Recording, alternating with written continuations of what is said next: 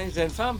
So tonight's video is a discussion piece, so I would hopefully have you stick around to the end of the video so you can hear all the points I'm going to make, pro and con, and fire back at me with what you think. As you know I like to say, type deck down below, let Zenbloke know.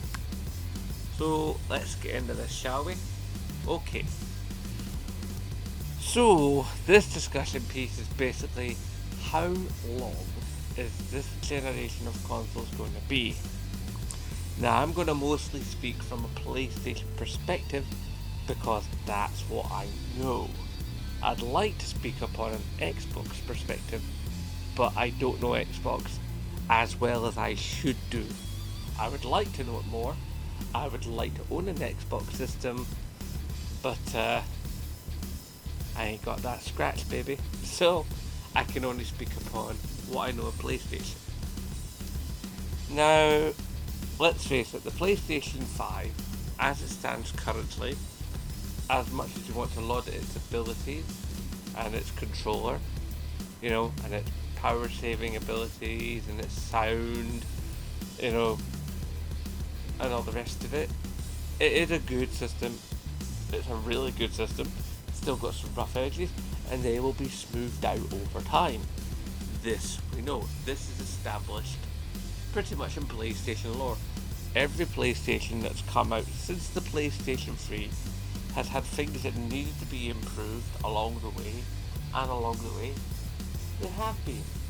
We've seen firmwares and updates and add-ons and reissues and console refreshes and so on and so on and so on.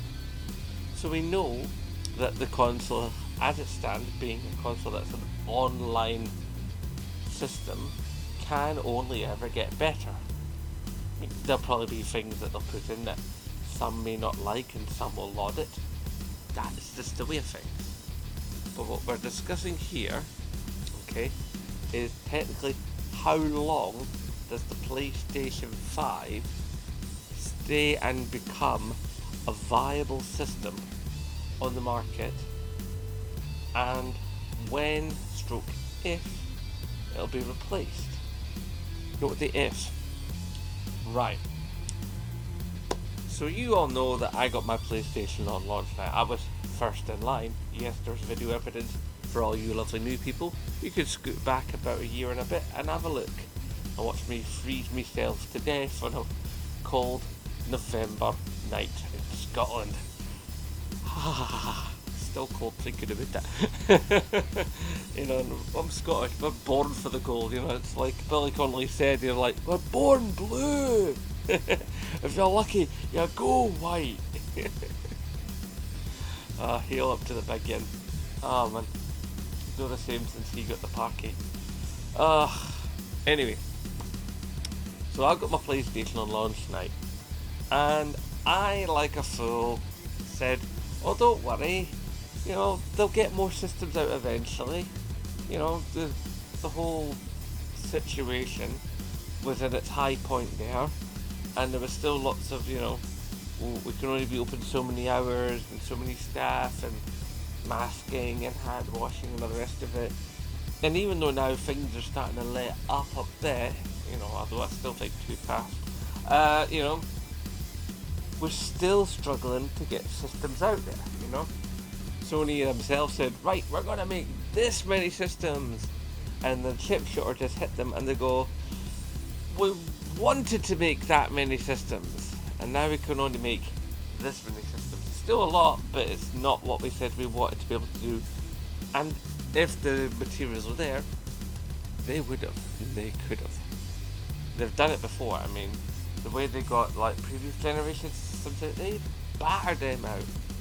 And the only thing holding back the PlayStation and the Xboxes, to be fair, is parts. If it wasn't for the parts thing, they'd be hammering at the systems left, right and centre. And that's, just how it's been for this generation thus far. And I think the way that it's looking, it's set to affect things for at least the next 6 months to a year going forward from this point, if we're lucky. So this generation, to some degree, hasn't even started yet. Right? Think about that. It's been over a year, right? And a lot of the people out there who want a PlayStation 5 can't get a PlayStation 5. I mean, I post links on my Twitter as soon as I see anybody doing any form of restocking, and I try to make sure that you, the Zen fam, you know, my beautiful Zen fam, you get your PlayStation 5s. I post those links. I try to help. I try to do my bit for the community, because I want you to have the same joy I'm having. Right? But it's tricky. It's really tricky. Because, you know, there's bots and there's that, you know, we've all seen that little bit of video of that guy on that street corner with a big pile of PlayStation 5s next to him and just selling them off. And it's like, no wonder you can't get a 5 for that bloke. And there's some 16-year-old kid recently reported had made like a couple of £1,000,000 or something, like just selling PlayStation 5s. You know, it's like, the 16-year-old is going out there and buying all the PlayStations and then selling them and then making serious buck, to the point where he can basically, if he wants to, just sit pretty for the rest of his chuffing life. Just live off the interest.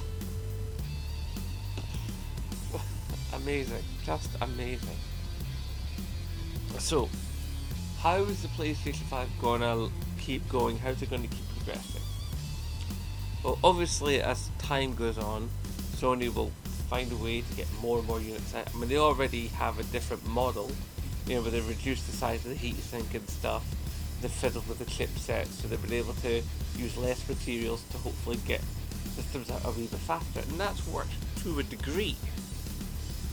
But basically, it's going to be a long, drawn-out process. That's part of the reason why there are so many games that were originally slated for PlayStation 5 only, and they've had to make versions that are PlayStation 4 compatible, because otherwise all that development money that goes into making those games goes right down the levy, because there's not a sufficient enough player base to buy the games, to make the games economically viable to be created in the first place. So these awesome games that were meant to be PlayStation 5 only, you know, have to come to PlayStation 4. Now, luckily, we can get a little bit of economic kickback for Sony by the fact they were smart enough to put some of their older games, you know, games that are like at least 2 years old, if not older, port them to PC. And this is a smart move, because one, it hooks more people into the games that PlayStation makes, and some of those PC boys and girls will eventually go out and buy a PlayStation 5, because gamers like to have the new shiny when it's the new shiny. And if you've got PC money, then chances are you've got PS5 money. So they're creating extra fan base, extra buzz, you know, and by reselling the games again on PC, that means there's more development money in the kitty for making other games in the future, you know. And you've got to have that money, because people have got to be paid for their work, you know, because people have got to eat and pay rent, you know, and heat their homes and whatnot. So it's all a continuous cycle, you know, which means, okay, that this first year and a bit that we've had, let's call it a year zero, right? We're going through year zero. Technically speaking, we've been through year zero. We're just starting to come out of year zero in year one, okay? Everything past November 2021 we can refer to as year one, and everything post that, before that is all year zero, in my humble opinion. And it's only my opinion, therefore it can be discounted out of hand in the comment section down below at the end of this video once you've heard all my points. Okay, so let's look at previous systems. The PlayStation 3 lasted what some thought to be an unnatural amount of time. The PlayStation 3 lasted a really, really long time in its generation. I mean, it really went on some.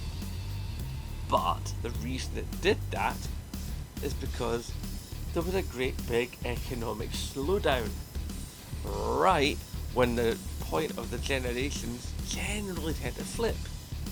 So the PlayStation 3 generation went on way longer than what was originally expected, which meant development teams really had to get clever with how they pushed the capabilities of the PlayStation 3, which is part of the reason why eventually the PS3 sales went above Xbox 360 sales, even though for the first 3 years PS3 sales were below Xbox 360 sales, which of course was more fuel to the fire, when it comes to the silly, penis measuring contest. It's the console wars. As tedious as that is, it's a fool's errand, the console war, I tell you, a fool's errand. Right. And then we finally got out the PlayStation 4. And as soon as the PlayStation 4 came out, how many videos did you see on this platform where people going, PlayStation 4 was rushed into development, it came out too soon, it needed another year in the oven? We all heard that talk. How many times did we hear that talk? So many times, right? The PlayStation 4 had a fairly average lifespan for a modern console, and it's still a relevant machine. I mean, it's still spitting out decent games, it's still able to play decent stuff, and I think the PlayStation 4 will probably be with us for at least, technically speaking, another year, and then they'll probably sell at least in half decent numbers for another 2-3 years, at that rate, because of two things. One, it's a massive amount of backlog software, and two, the second-hand market. People will sell their PlayStation 4s to get PlayStation 5s. They need to make that scratch to get that together so they can buy their 5, because let's face it, the 5 is not a cheap system.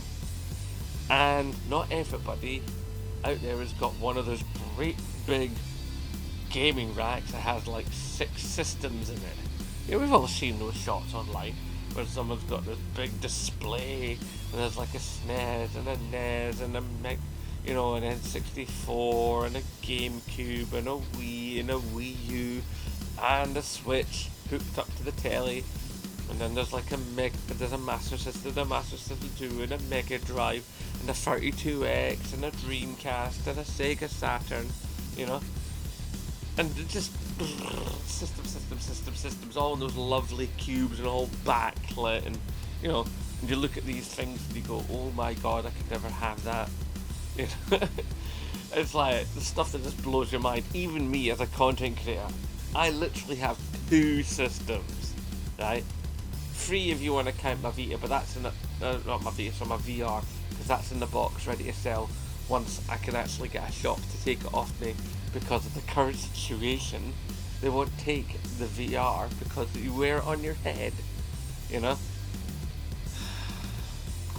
So, as soon as it actually clears, and hopefully I can take it to a second-hand shop and get some scratch for it and start putting that towards PSVR 2. Right?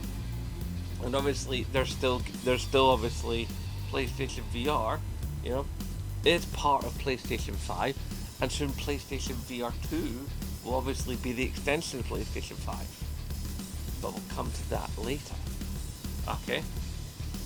So, we've got this extended lifespan because we've seen it from the other systems that there's so much life in these systems even after they're originally thought to be stopped by their predecessor. They still carry on for a bit because Sony has a reputation for supporting consoles 2 to 3 years after the new console is out. Sony don't leave a man behind, which is nice, And there's obviously going to be iterations of the pad and the system itself, as I've previously spoke of. So things will continue to go along, and then they're putting all this R&D into PlayStation VR 2. And from what we've seen of it thus far, it looks very, very much a technical marvel. So there's obviously going to need a platform for that to carry forward for all the software, all the dev work that's gone into that particular side platform. Then you also take into the fact that, like, you know, R&D on when and if there will be a PlayStation 6. You know, they could have started, like, you know, the day PlayStation 5 shipped. Still, to develop a console that is going to be of expected capability all those years down the line. Let's say it's a 6-year generation. Okay, from the end of year 0, so technically speaking 7 years, which is, you know, that's what we've had in the past. We've had 7-year generations in the past. This is not unprecedented. So we have a 7-year lifespan of PlayStation 5. 7 years of software. Let's say 5 years or even 4 years, depending, of PlayStation VR 2 support and software and system upgrades, you know, and peripherals. Because let's face it, there's going to need to be other things just than the 2 hand controllers, you know, because there'll be other types of games. There need to be, will there be any PlayStation 5 driving sticks? Who knows? We don't know this yet. I mean, we do have the new Gran Turismo coming out. Will that have a dedicated driving stick? It'd be nice to think so, because I know a few people that play that Turismo, and they have their sticks and they love them. So when you start to really think it through, and think of the money that was spent, and think of the PR message that would have to be developed to get around the idea of people having spent all that money, you know, to get a PlayStation 5, and then all of a sudden, boom, PlayStation 6. And when you also factor in the fact that it's hard to get a PlayStation 5, at least for the next year, quite probably, then if you have a 5 to 6 year lifespan, and for the first 2.5 years, nobody or very few people can get their hands on a PlayStation 5, then that leaves a bad taste in the mouth, which means more people are less likely to go to Sony for the next generation. You see how this all starts to tumble out. So you can have a really great system with incredible capabilities, but you have to consider humans. Humans are a fickle bunch, are we not? You know? I mean, how many times have you heard stories from friends of yours that were like, they were on platform A, and then platform B released a new version, and they decided to swap to platform B. Or they used to be platform A, went to B, and have come back to A. You notice how I'm not mentioning systems here by name, you know, because it's happened both ways round, you know. Oh God, and it just starts to get all complicated with fanboyism and territorialism, and, you know, my system's better than your system. It's just an awful, awful, awful mess, and it's just not needed. But what we do need, right, is to basically just have a bit of patience, and for Sony to have a bit of patience, which admittedly they've shown in the past. I mean, they're trying to do things to make the player experience better. There's this whole talk of the Spartacus initiative, which is probably going to be a merger of PlayStation Plus and PlayStation Now into one package. Now, how are they going to handle this? Is there going to be a tier system? You know, the amount you pay right now is you'll get the same services you get the Now.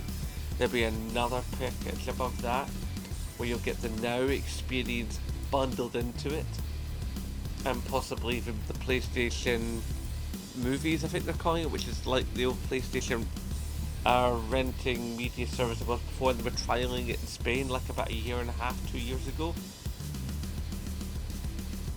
You know, maybe there'll be even another tier above that where you get like, you know, certain titles, you know, day one, either within the cost of the subscription model or heavily discounted. Like you get discounts of PlayStation Plus, but these will be like extra special discounts, you know, for brand new titles. But then there's a tricky balance to that because Sony has not got the same financial backing as Microsoft, because they're not a gigantic mega company, you know, that basically invented all the stuff that makes computers run. I'm being a little bit hyperbolic, but you know what I mean.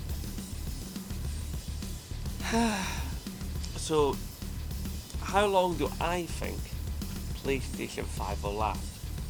I personally, right now, am inclined to say that PlayStation, from end to end of it just itself as an enclosed system, by that I meaning no overlaps with systems either side.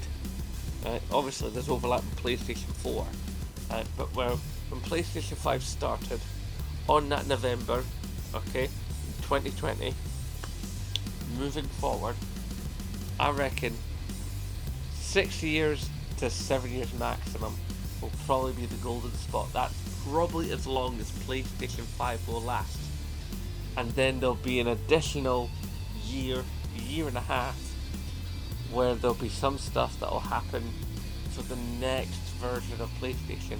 Now that's where it starts to get sticky, because how many times have we heard all the videos going, well, this will be the last generation of consoles. Consoles are a dying breed. There'll be no more consoles after this console. And then it's happened, what, twice? 2 generations running. There's going to be no more consoles. And then boom. Now, here's the wrinkle in that. A lot of people believe, and I can understand this belief, that there'll not be another Microsoft console. Microsoft will probably go full streaming, and you'll just buy like a dongle, you know, or maybe there'll be like a subscription service through a smart TV, you know, and basically you'll just buy a gamepad. Maybe the gamepad will contain like a dongle inside it, you know, and like you know, you snap the dongle out of the controller, or if it's in the box with the controller, stick it in your TV, and away you go. You're playing all your Xbox games forever and ever and ever across all the generations, you know, of all the companies that they've folded and gobbled up, you know, and hopefully by that point more of the world has got greater high-speed internet. I mean, even here, okay, I've got pretty decent internet. I mean, my internet's pretty good. It's not like industrial standard, but it's pretty decent. And even I balk at the idea of going, streaming games, are you having a giraffe? That is not what I'm at. But that's also because I like to own a box copy. I like a physical object. I like to know that when I've bought a game, that it's my game, I own it. Also, I like knowing that when I'm done with that game, I can take it to a second-hand place, trade it in, and get a little bit of money back for more games. But you know this about me anyway. So, there might still very well be new consoles, you know, from Nintendo and from Sony. However, Nintendo is a different beast, as we've discussed before in videos like this. Not just me, but other channels, you know. Nintendo is an odd beast. It does its own thing, very much marches to the beat of its own drum. Where, as you'll have noticed as the years have gone by, Nintendo is always either half a gen behind or half a gen ahead. Even though they're always outclassed by the big two, for the last 2-3 generations in power and spec and stuff. They come at that midpoint. They release a console in the midpoint of the other two big boys, which leads most people to believe that probably later on this year Nintendo might very well introduce the idea of the predecessor to the Switch. Well, let's face it, the Switch, it's a 5-year system now. It feels like yesterday. Just wow. And it doesn't feel like the Switch has been out that long. It feels like it's only been out a couple of years, but it's actually, it's been a fair wee while. Even though, big wigs at Nintendo have gone, oh no, Nintendo's still got lots of games to do. It's still got lots of fuel in the tank. And that might be true, but as much as it's still got plenty of space, the games are coming out that I don't know the Switch can really handle. As good as the Switch is, it is very limited. And I honestly believe that they'll continue the Switch, but that will stay as the handheld system. Even though it's the hybrid, I think they'll become like their Nintendo DS. But I believe they'll come back about like middle of this year. Show it off. It will give you the idea that there's a predecessor coming. Sorry, a successor coming.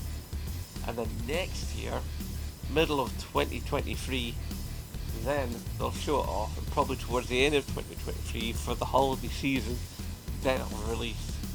And I think that system will be a fully home system.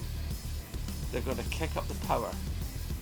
They really are. Nintendo are going to take it to the same level of power as at least a PlayStation Pro or an Xbox One X. That is the level of power that I expect to see from the next Nintendo system. Now, what they're going to do with the gamepad, God knows, because Nintendo always come up with something crazy. But I think it is fair to say that Nintendo are going to pull another rabbit out the hat. And this system has to be a success because, they've really had a bad one with the Wii U, and that damaged their reputation. So this next system has to be successful. And I think Nintendo will still stick with physical media. They'll probably still be on the cartridges, but I think there'll be a bigger cartridge, there'll be a bigger size, faster cartridge. But I think they'll still do physical.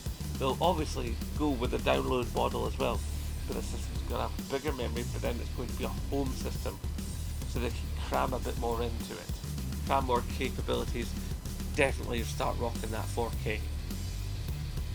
Then again, how many people do you know out there that actually have a 4K telly right now? I bet it's less than 20% of the people you know actually have a 4K telly. But I'm a hardcore gamer. My telly is 1080p. Right? I know I think maybe 2 or 3 people that actually have a 4K set. And at least one of those people isn't a gamer. So, it's a fallacy that all gamers have the ultimate tellies and the ultimate setup. Most of us are just scraping by. And bear in mind that things right now are getting tight again financially. State of living is going up. People's wages are not. Rent goes up. Taxes are going up. Wages are staying the same. Food has gone up. Fuel up. Electricity up. Gas supply for the house up. Everything up. Over here in Scotland, council tax up. Everything is just going up and up and up. And wages are not. Wages have stagnated for the longest time. Yeah, they keep doing a little push up on sort of like national minimum wage. It always goes up a little bit, but it never goes up enough. People only have so much money, and let's face it, this is gaming. Gaming is not an essential. It feels essential. We love it like it's essential, but it's not. It's a luxury. And when you have something that's a luxury, and you haven't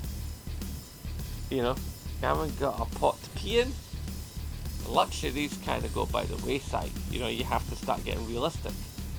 And if people start having to get more and more realistic, then game sales are going to suffer. And if game sales suffer, console sales suffer. And if console sales suffer, then companies that make consoles don't feel comfortable enough to actually produce a new system. They want to sell the old systems first before they even think about getting another system, because that's a whole new advertising range to get through and all the rest of it. So it is just a nightmare minefield scenario, not just for the punters, but for the companies as well. But I do believe there will be a PlayStation 6. Now, what shape that'll take, what capabilities it'll have, it's anybody's. But I do believe, and as much as I hate to say this, I do believe that PlayStation 6 will probably not have any physical media. I think by that point, Sony will move entirely away from discs. You hate to see it, but I think that'll be the case. I think Sony's PlayStation 6 will be completely online system. Download games, play the games from your system. I don't think they'll go fully streaming. I don't think they'll offer it, but that won't be the crux of it. They'll still be, you can buy your games, have it on your system, play it on your system, have your mates round, whatever, yada yada yada. It'll be much like how it is now, except just no disc. And that kind of gets to me. I don't like that feature, but that's where stuff is going,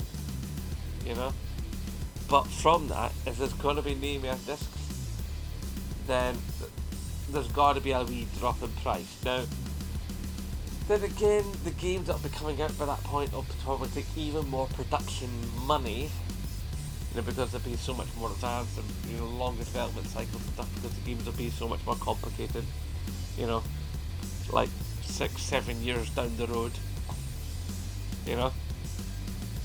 It's like I'll be in my 50s by that point, and it's like geez, will I still be gaming?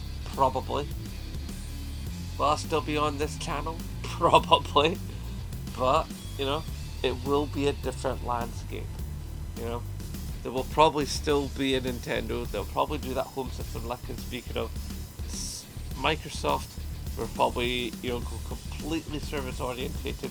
They might even go to the point of having themselves be an app on the PlayStation 6 and Nintendo whatever. Lord knows they'll keep plowing ahead with PC, and PCs will probably go for a couple of more dips and peaks and dips and peaks of like PC popularity and getting hold of parts and stuff, and PC expenses will only go up and up and up, which will factor into their peaks and troughs of popularity. I'm talking long term here, so this is all deeply speculative. But before you get all typey and get keyboard happy, I must remind you that the Zenbloke Redbubble design competition is still running, and I am still yet to receive any entrants. Come on, guys! You've got all that talent out there, ready to burst forth and amaze me with your really, really cool designs. And once I've got your designs, I'll show them here on the channel, and then everybody else in the Den Fam can see how cool and creative you are. And then we'll pick a design, and then you'll get your design on a t-shirt for you to wear about, and you go, hey, see this? I made this. In fact, I recently was a winner in a t-shirt design competition. Yes! And once I have the t-shirt here, I'll post it on my Twitter and such. Because basically the local Edinburgh Metal Society had a t-shirt design competition, and they couldn't decide between the two between the two top designs. So I'm the back print, and the other guy and the other person who won is the front print. So I am the back print on a T-shirt for the Edinburgh Metal Society. Like, kick on! So get your design in, and you could have your design on a T-shirt. How cool is that? And be available for other people to buy within the Zen Bloke Redbubble store. Whew, well, that's like an over half an hour video.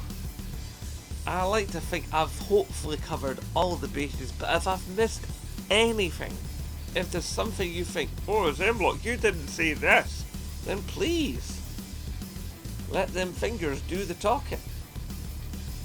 Right, I'm going to love you and leave you because I think this has gone on quite long enough. So, you know the drill by now. Hashtag support Scottish YouTubers. And of course, as always, aye, nae bother.